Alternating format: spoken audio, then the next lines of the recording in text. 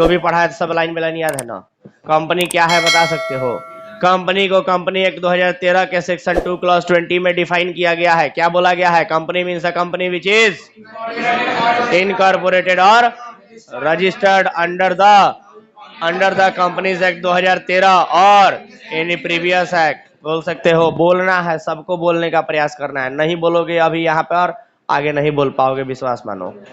ठीक है, चलो ऐसे पूरी कहानी की तरह याद हो जाएगी कंपनी। ठीक है, अरे बोलो ना, चलो आगे बढ़े क्या? चलो गौर करो, अगला टॉपिक हमें क्या पढ़ना है, जरा ध्यान से सुनिए सर सभी लोग। अगला टॉपिक टाइप्स ऑफ कंपनी के बाद आप सभी को पढ़ना है important document of A company. ठीक है, चलो आ जाओ। Important document of A company, important documents of A company. एक कंपनी के लिए इंपॉर्टेंट डॉक्यूमेंट कौन कौन से होते हैं? अब आवाज बिल्कुल भी नहीं होना चाहिए, सभी लोग इस पर गौर करेंगे।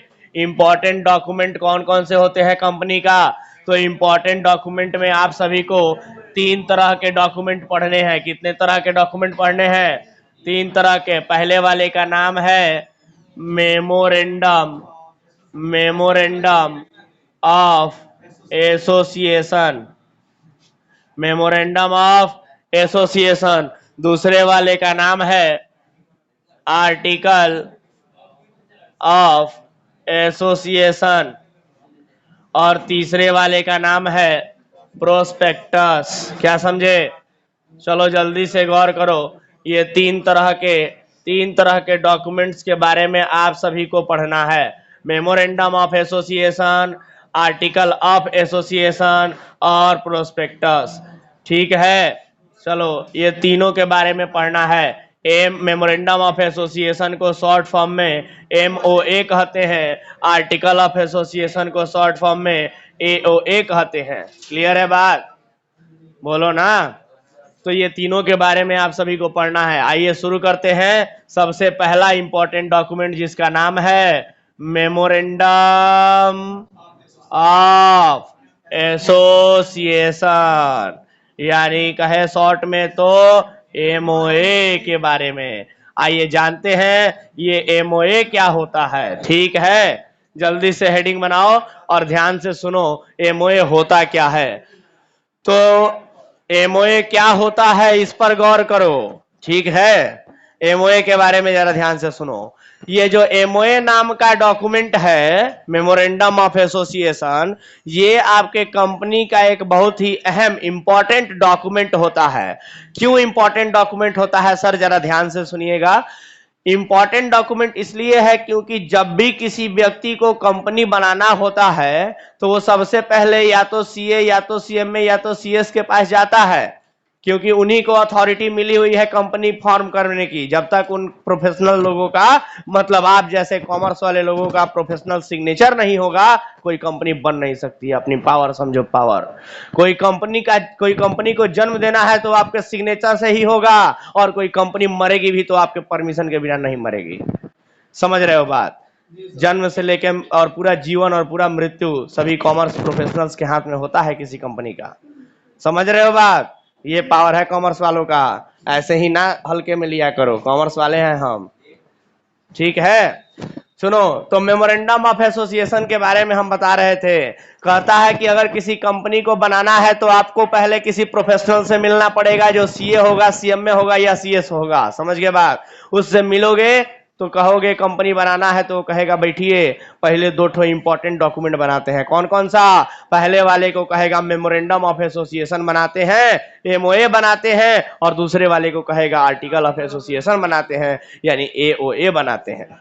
समझ गए बात? तो ये MOA और AOA क्या होता है सर? तो MOA में कहता है कि बैठिए, जो MOA नाम का डॉक्यूमेंट है ना, उस डॉक्यूमेंट में कंपनी के बारे में वो सारी चीजें लिखेंगे कि कंपनी क्या क्या करेगी, कंपनी कौन कौन सा काम कर सकती है, कंपनी का पावर लिखा जाएगा, कंपनी की औकात लिखी जाएगी, और ऐसी तमाम बातें कंपनी के बारे में मेमोरेंडम ऑफ एसोसिएशन नाम के एक डॉक्यूमेंट में लिखा जाएगा। ये रहा, मान लीजिए एक डॉक्यूमेंट, पेज दिख रहा है, ये पेज दिख रहा है क्या आप लोगों को? तो ये होगा आपका मेमोरेंडम ऑफ एसोसिएशन नाम का एक डॉक्यूमेंट। और इस एमओए में, इस मेमोरेंडम ऑफ एसोसिएशन में ढेर सारी बातें लिखी जाएंगी, ढेर सारी बातें लिखी जाएंगी। और ये बातें कैसी होंगी सर? तो ये बातें आपकी होंगी कंपनी से संबंधित, कंपनी के औकात से संबंधित, कंपनी के बारे में कि कंपनी क्या क्या कर सकती है। आ रहा बात समझ में? और मजे की बात यह है कि कंपनी के बारे में सारा डिटेल्स, कंपनी का कैपिटल से लेके कंपनी के काम से संबंधित लेकर के कंपनी के औकात से संबंधित बातें सब कुछ एमओए नाम के डॉक्यूमेंट में लिखा जाता है। और उस कंपनी को जो भी बात लिखा गया है एमओए में, वो सामने वाली कंपनी जिसके बारे में लिखा गया है, वो कंपनी इसके अलावा दूसरा कोई काम नहीं कर सकती है, दूसरा कोई काम नहीं कर सकती है। कहा जाता है कि आपको एक तरह से कहो तो डिफाइन कर दिया गया, इसी के अंतर्गत आपको रह के काम करना है। इसके बाहर यहाँ जो जो बातें लिखी हुई हैं, इनके बाहर जाके आपको काम नहीं करना है। अगर आप इनके अलावा कोई अदर एक्टिविटी करते हैं, अगर इनके अलावा कोई दूसरा काम करते हैं, तो फिर वो मान्य नहीं होगा, माना ही नहीं जाएगा कि कंपनी ने वो काम लीगली किया है, कंपनी के औकात के बाहर वो काम हुआ है। और इसलिए लीगल भाषा में इसको एक शब्द दिया जाता है, एक टर्म से पहचाना जाता है। जो भी अदर एक्टिविटी होता है ना, लीगल भाषा में, कंपनी एक्ट की भाषा में, इसको कहा जाता है अल्ट्रा वायर्स। समझ गए? अल्ट्रा वायर्स कहा जाता है, वायरस नहीं है वो, अल्ट्रा वायर्स कहा जाता है। ये क्या होता है अल्ट्रा वायर्स? तो जब कोई एक कंपनी अपने औकात के बाहर जाके काम करती है, तो उस काम को अल्ट्रा वायर्स कहते हैं। और ये कंपनी के और ये लॉ के नजर में गलत माना जाता है। कोई भी कंपनी अपने द्वारा बनाया गया मेमोरेंडम ऑफ एसोसिएशन नाम के डॉक्यूमेंट में जो बात लिखा है, उस बात के अलावा दूसरा कोई काम नहीं कर सकता है। अगर करता है तो वो क्या कहलाएगा? अल्ट्रा वायर्स कहलाएगा। और हो सकता है कि उस कंपनी पर पनिशमेंट दिया जा सके, उस कंपनी को। ठीक है, बोलो ना। तो ये होता है मेमोरेंडम ऑफ एसोसिएशन। मैं उम्मीद करता हूं आप लोग समझ गए होंगे कि होता क्या है। आइए जरा थ्योरी में इसको लिख लेते हैं कि क्या होता है मेमोरेंडम ऑफ एसोसिएशन। तो लिखना शुरू करें, क्या बोलो ना। तो सिंपल शब्दों में यहां पर हम क्या बताएं आप लोगों को कि क्या होता है इसमें मेमोरेंडम ऑफ एसोसिएशन में? तो कंपनी का पावर लिखा होता है कि कंपनी क्या कर सकती है। बोलो ना, कंपनी का पावर लिखा होता है कि कंपनी क्या क्या कर सकती है। मेमोरेंडम ऑफ एसोसिएशन इसी तरह के डॉक्यूमेंट को कहते हैं। और ये कब बनाया जाता है, ये भी मैंने बताया। कब बनाया जाता है? कब बनाया जाता है? एट द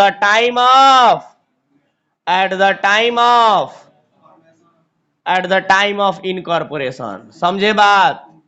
इनकॉर्पोरेशन के टाइम पे बनाया जाता है। मतलब जब कंपनी बनने वाली होती है, जब कंपनी बनाई जाती है, उसी पॉइंट ऑफ टाइम पे ये डॉक्यूमेंट तैयार किया जाता है किसी प्रोफेशनल्स के द्वारा। समझ गए बात? और जब तक उस प्रोफेशनल का सिग्नेचर नहीं होगा उस एमओए पर, उस एओए पर, तब तक वो एमओए और तब तक वो एओए वैलिड नहीं माना जाता है। और वो प्रोफेशनल्स कौन होते हैं? कॉमर्स वाले होते हैं। समझ गए बात? ये होती है पावर कॉमर्स वालों की। चलो आगे बढ़ते हैं। तो लिखते हैं जरा एमओए के बारे में। क्या होता है एमओए सर?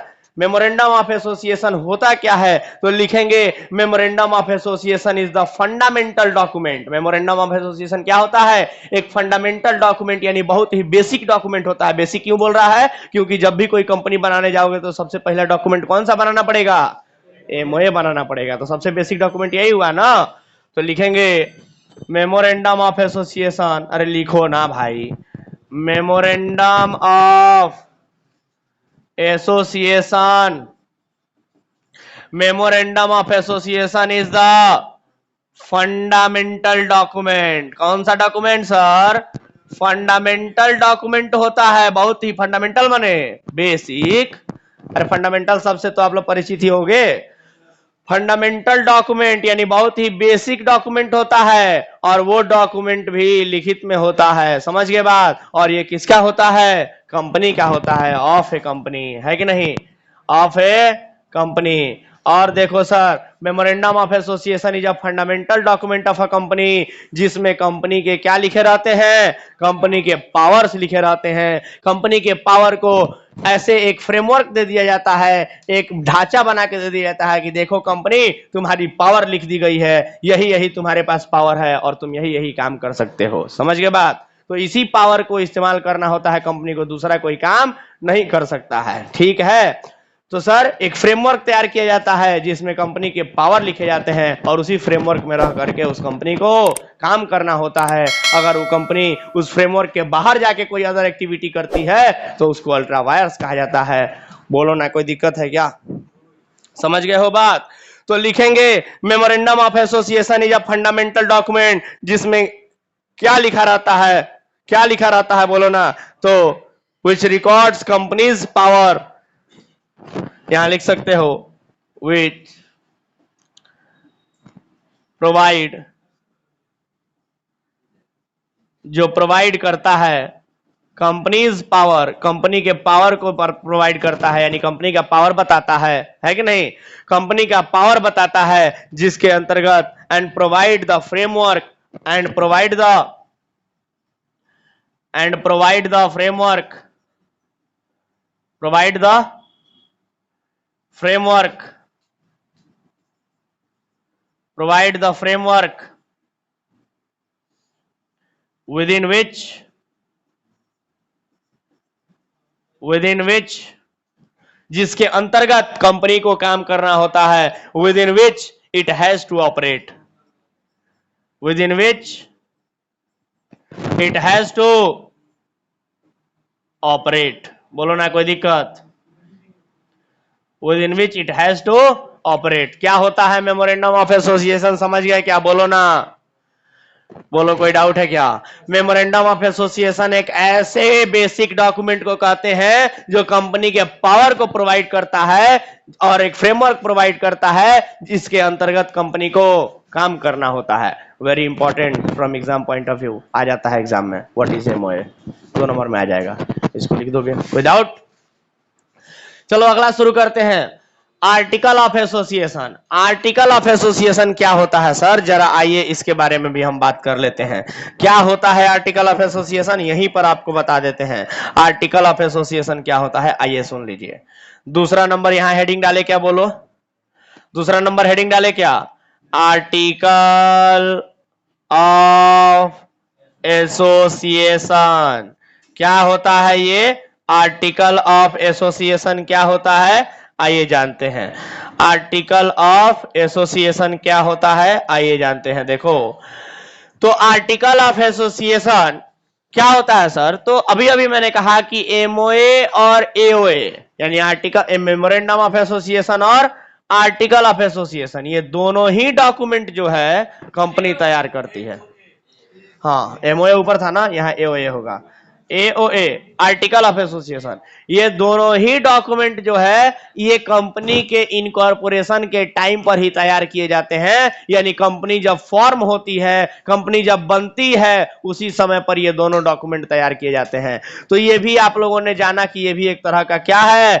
डॉक्यूमेंट ही है। ये भी एक तरह का क्या है? डॉक्यूमेंट ही है, जिसके अंतर्गत क्या लिखी रहती है सर? आइए चर्चा करते हैं। एओए नाम का एक डॉक्यूमेंट बनाया जाता है, समझ रहे हैं बात आप लोग? एओए नाम का एक डॉक्यूमेंट बनाया जाता है at the time of incorporation, यानी कंपनी जब बनती है, रजिस्टर्ड होती है, उसी समय पर। और इसमें क्या लिखा जाता है सर? तो इसमें कंपनी के रूल्स रेगुलेशंस लिखे जाते हैं। क्या लिखे जाते हैं? Rules and regulations. यानी कि सर एमओए नाम का जो डॉक्यूमेंट था वो बता रहा था कि कंपनी क्या क्या कर सकती है, वहीं पे एओए नाम का जो डॉक्यूमेंट है ये बताता है कि कंपनी वो सब काम कैसे कैसे कर सकती है। मतलब कोई भी काम कंपनी को करना है वो यहां लिखा रहेगा एमओए में, और उस काम को कैसे कैसे करना है, उसके लिए कंपनी को कौन कौन से रूल्स रेगुलेशन फॉलो करने होंगे, वो सब कहां लिखा रहता है? कोई काम, क्या काम करना है ये एमओए में लिखा रहेगा, और कैसे करना है ये कहां लिखा रहेगा? एओए में लिखा रहेगा। समझ गए बात? इतनी सिंपल सी बात है दोनों। तो ये दोनों ही डॉक्यूमेंट जो है ये आपको बनाया जाता है at the time of incorporation, यानी जब कंपनी बनने वाली होती है उसी समय पर ये दोनों डॉक्यूमेंट बनाए जाते हैं। आगे बात समझ में?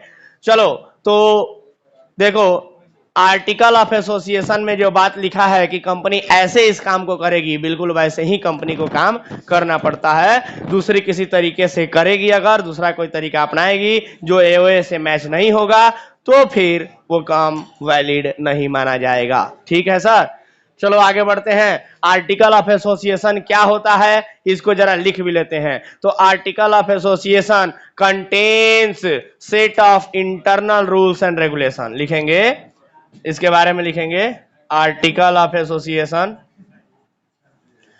Article of association contains,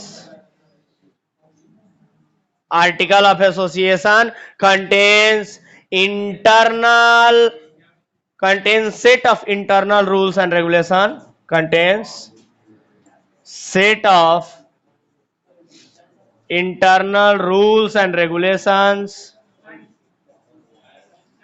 rules and regulations, contain internal set of rules and regulation of the company,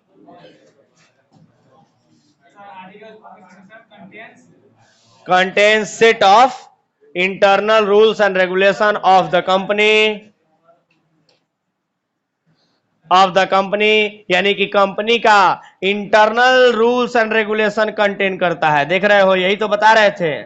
AOA क्या है, तो set of internal rules and regulation of the company for its management, for its management, for its management, माने company का जो management है वो किसी भी काम को कैसे करेगा, कौन कौन से स्टेप्स से होके गुजरना पड़ेगा अगर किसी काम को करना है, तो ये कंपनी के एओए नाम के डॉक्यूमेंट में लिखा रहता है। मैं उम्मीद करूं दोनों डॉक्यूमेंट के बारे में समझ में आ गया होगा आप लोगों को। बोलो ना, एमओए क्या होता है, एओए क्या होता है, बता सकते हो? नहीं बता सकते क्या? अरे बोलो ना भाई, एमओए और एओए के बारे में बता सकते हो? कह सकते हो, it is in fact by law of the company, it is in fact by law of the company. यहां पर एक लाइन और इसमें जोड़ सकते हो, it is in fact by law, by laws of the company. यानी कि एक लॉ तो होता ही है, कंपनी एक्ट जिसको कहते हैं, उसके अकॉर्डिंग तो चलना ही चलना होता है कंपनी को, लेकिन साथ ही साथ एओए में जो लिखा है उसको भी ध्यान रख के चलना होता है। तो एक तरह से एओए भी लॉ की तरह ही काम करता है, इसलिए उसको क्या नाम दे दिया गया है, बाय लॉ नाम दे दिया गया है। ठीक है ही, ठीक है, तो समझ गए एमओए और एओए क्या होता है। चलो, दो तरह के डॉक्यूमेंट के बारे में हम लोगों ने समझ लिया कि एमओए क्या होता है, एओए क्या होता है। अब आइए तीसरे डॉक्यूमेंट के बारे में जानते हैं, जिसका नाम है प्रोस्पेक्टस। बोलो ना, कोई दिक्कत, जल्दी लिखो।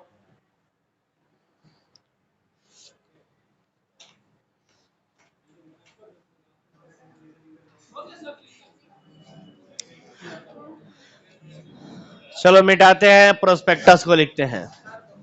मिटाए, या प्रोस्पेक्टस को इधर साइड में लिख दे।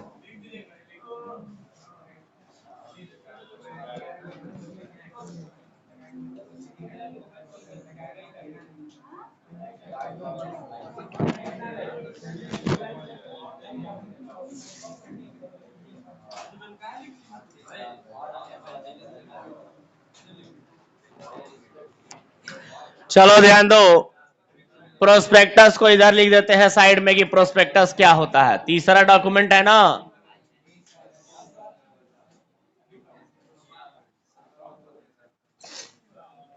चलो गौर से सुनो, वेरी इंपॉर्टेंट डॉक्यूमेंट प्रोस्पेक्टस। क्या होता है प्रोस्पेक्टस, जरा गौर से सुनना। क्या होता है प्रोस्पेक्टस, जरा गौर से सुनना इधर। प्रोस्पेक्टस के बारे में वैसे तो यहां पढ़ाना ही नहीं चाहिए, बट दे दिया है। सुनो, इसको कब पढ़ाना चाहिए, तो क्योंकि इसके बारे में जब जानोगे तो तुम्हें पता चलेगा कि हाँ सर अभी तो नहीं, बाद में इसको मिलना चाहिए था, बट ठीक है दे दिया है तो पढ़ लेते हैं। सुनो, प्रोस्पेक्टस नाम का जो डॉक्यूमेंट होता है, ये डॉक्यूमेंट तैयार किया जाता है एक कंपनी के द्वारा तब तैयार किया जाता है जब किसी कंपनी को पब्लिक में, आम जनता में अपने शेयर्स इशू करने होते हैं। आप लोगों ने सुना होगा कि बहुत सारे कंपनियों का शेयर आप लोग खरीद सकते हैं। रिलायंस का शेयर खरीद सकते हैं। हमारे बीच कुछ लोग बैठे हैं जो शेयर खरीद बिक्री का काम करते भी हैं, बोलो ना। रोहित नहीं आया है आज, चलो ठीक है, सुनो इधर। तो प्रोस्पेक्टस नाम का डॉक्यूमेंट तब तैयार किया जाता है जब किसी कंपनी को शेयर पब्लिक में इशू करना होता है, तब जाके ये प्रोस्पेक्टस नाम का डॉक्यूमेंट जो है ये तैयार किया जाता है कंपनी के द्वारा। और इस डॉक्यूमेंट में कंपनी अपने बारे में और जो शेयर इशू कर रही है उस शेयर का सारा डिटेल्स, यानी शेयर के बारे में कंपनी का डिटेल्स और शेयर का सारा डिटेल्स उस डॉक्यूमेंट में लिखती है, जो कई पेजेस का हो सकता है।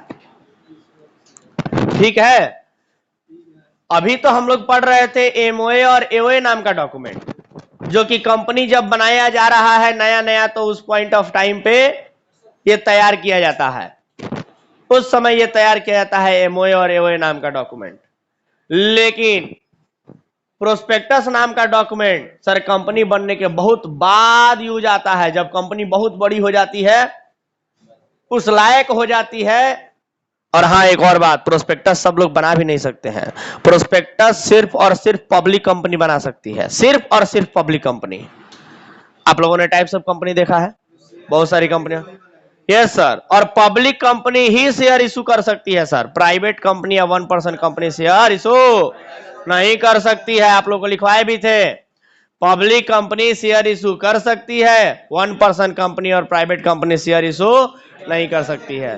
तो पब्लिक कंपनी को जब शेयर इशू करना होता है तो सबसे पहले तो आप लोगों ने देखा कि अगर कोई भी कंपनी है जिसको भी शेयर इशू करना है तो सबसे पहला रिक्वायरमेंट हो गया कि वो पब्लिक होना चाहिए, पब्लिक कंपनी होना चाहिए। दूसरा रिक्वायरमेंट कि पब्लिक कंपनी हो गई, उसके बाद उसको शेयर मार्केट में, एनएससी बीएससी का नाम सुने हो, नेशनल स्टॉक एक्सचेंज या बॉम्बे स्टॉक एक्सचेंज, ऐसे और भी बहुत सारे स्टॉक एक्सचेंज इंडिया में हैं, और वो सारे के सारे स्टॉक एक्सचेंज में से किसी में भी पहले उस कंपनी को अपने आप को लिस्ट कराना होगा, माने रजिस्टर्ड कराना होगा। जब लिस्ट हम लोग करा लेते हैं स्टॉक एक्सचेंज में, यानी रजिस्ट्रेशन करा लेते हैं स्टॉक मार्केट में, नेशनल स्टॉक एक्सचेंज या बॉम्बे स्टॉक एक्सचेंज जैसे और भी कई सारे हैं, उनमें से किसी एक में भी अगर करा लेते हैं तो हम कहलाते हैं लिस्टेड कंपनी। क्या कहलाते हैं? Listed company. और कंपनी लिस्ट होने के बाद, यानी लिस्टेड कंपनी बनने के बाद ही अपने शेयर को इशू कर सकता है पब्लिक में। सबसे पहले तो पब्लिक कंपनी बनेगा, दूसरा वो अपने आप को लिस्ट कराएगा, और तब वो एलिजिबल होगा, उस लायक होगा कि अब वो अपने शेयर को मार्केट में इशू कर सकता है। क्लियर है बात?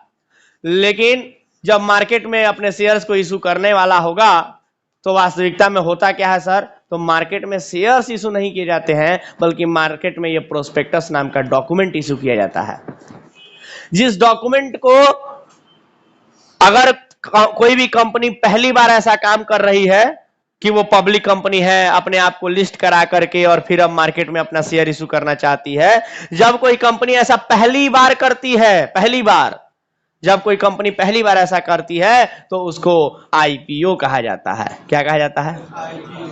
आईपीओ कहा जाता है। अब ये आईपीओ क्या होता है सर? तो आईपीओ को कहते हैं initial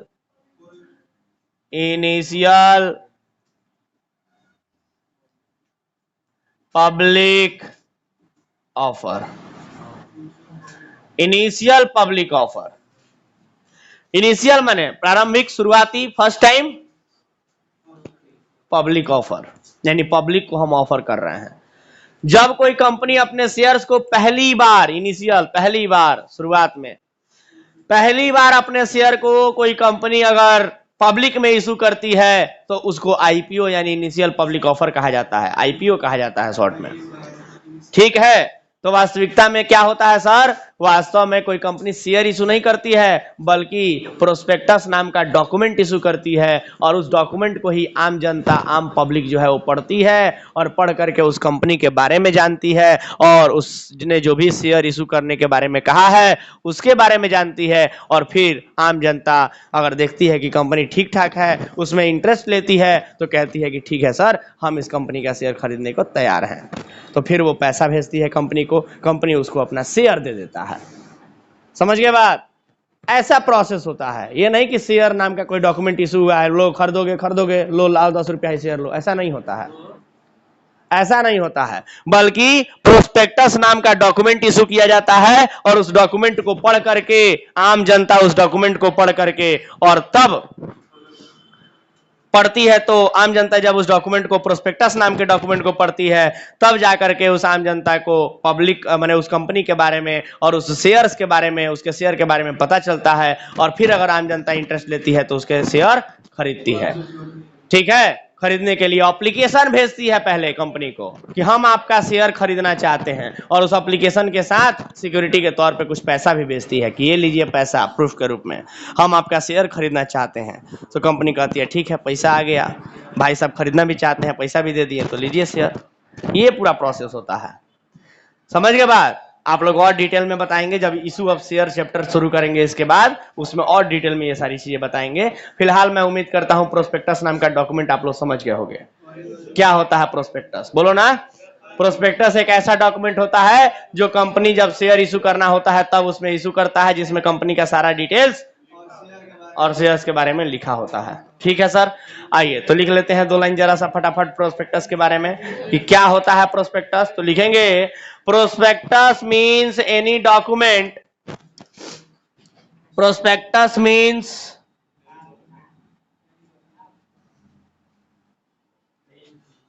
any document, prospectus means any document, कोई भी ऐसा डॉक्यूमेंट हो, लिखित में तो होगा ही होगा, डिस्क्राइब और इशूड एज ए, डिस्क्राइब्ड और issued एज ए प्रोस्पेक्टस, यानी प्रोस्पेक्टस की तरह डिस्क्राइब किया गया है उसको कि सुनो आम जनता, ये जो हम इशू कर रहे हैं डॉक्यूमेंट, इसको ये प्रोस्पेक्टस है मेरे कंपनी का। कोई भी ऐसा डॉक्यूमेंट जो प्रोस्पेक्टस के नाम से इशू होता है उसको प्रोस्पेक्टस कहा जाता है। एंड इंक्लूड्स, और उसमें क्या क्या शामिल होते हैं, एंड इंक्लूड्स, और उसमें क्या क्या शामिल होते हैं सर, तो इंक्लूड्स होते हैं आपका रेड हेयरिंग प्रोस्पेक्टस। देखो ये टाइप्स है, बस नाम जान लो इनका, इनका डिटेल्स अभी पढ़ने की जरूरत नहीं है, इसके बारे में आप लोगों को सीए इंटर या सीएमए इंटर में पढ़ने को मिलेगा डिटेल में। रेड हेयरिंग प्रोस्पेक्टस, और भी बहुत तरह के टाइप्स होते हैं प्रोस्पेक्टस के। रेड हेयरिंग प्रोस्पेक्टस, और आप अलग अलग तरह के प्रोस्पेक्टस का नाम जान सकते हो। सेल्फ प्रोस्पेक्टस, सेल्फ का स्पेलिंग SHELF होता है, सेल्फ प्रोस्पेक्टस। ठीक है, red hearing prospectus, self prospectus, और एनी नोटिस, और एनी नोटिस, सर्कुलर, कोई भी नोटिस हो या सर्कुलर हो, और एडवर्टीजमेंट, किसी भी तरीके का एडवर्टीजमेंट भी वो हो सकता है।